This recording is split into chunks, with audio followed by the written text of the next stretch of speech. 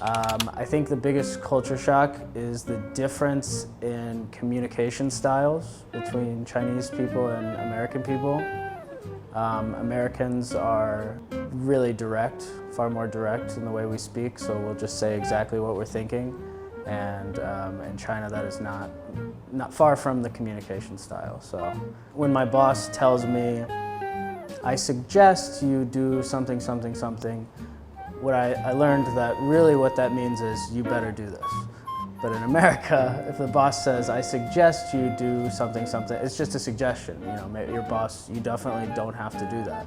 You can find your own method or you can do it your own way. Both of my teachers use tons of different media like TikTok videos and Bilibili videos and different articles and things that are not for learning Chinese, they're for native speakers.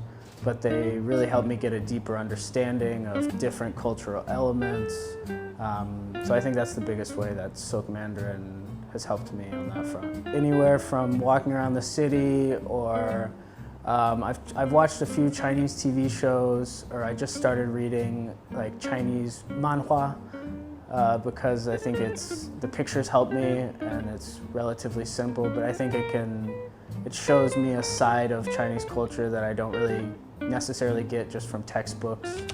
The first one would be live in Shanghai, but don't make it your first city.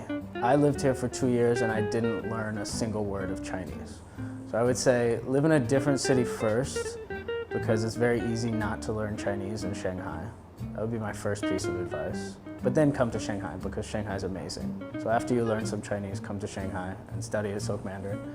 My second piece of advice would be don't expect China to meet your expectations of how things should be. It's very, very different from anywhere. You need to adapt to the country. Don't expect the country to adapt to you, of course. My third piece of advice would be eat everything. Like try everything, taste every food. Even if you have never thought about eating that before, or you thought I would never eat that part of that animal or whatever dish, or it's too spicy, just try it. Try everything, and you'll find a lot of amazing food. I don't necessarily need it for work or for life, but it allows you access to like a deeper level of the society, and it allows you to meet people on a deeper level. At my current job, I have a much closer relationship with my coworkers than I did at my first few jobs when I couldn't speak any Chinese. And I think that's directly related to my ability to communicate. I have way deeper friendships with locals now. It's very, very worth it. So even though it's not directly related to my job or my life, it makes the environment so much more fulfilling. In Shanghai, the reactions are mixed. Sometimes I'll just say like, oh, ni hao, and they'll be very excited and think I can speak perfect Chinese and be very impressed.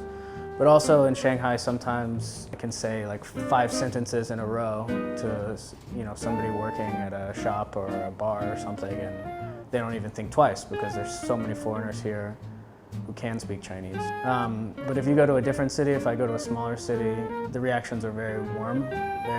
People are very excited. It's really fun to be in a city like, I don't know, Chongqing or like Lanzhou or something, and just have conversations with people on the street. It's a really great experience. I have a level of understanding about China and Chinese culture and Chinese language that no one else in my country really has, or very, very few people in my country have.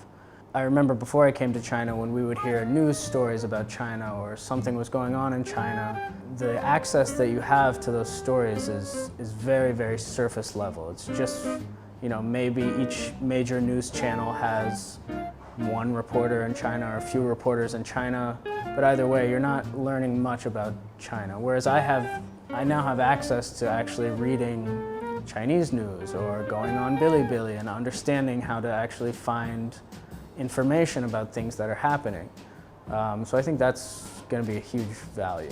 When I go back in social circles in America, I'll kind of be like the local China expert. Like if anybody has a question, I can actually help explain them things, or I can at least look it up and find some source and maybe get some more information about what's going on. So I think that's very interesting.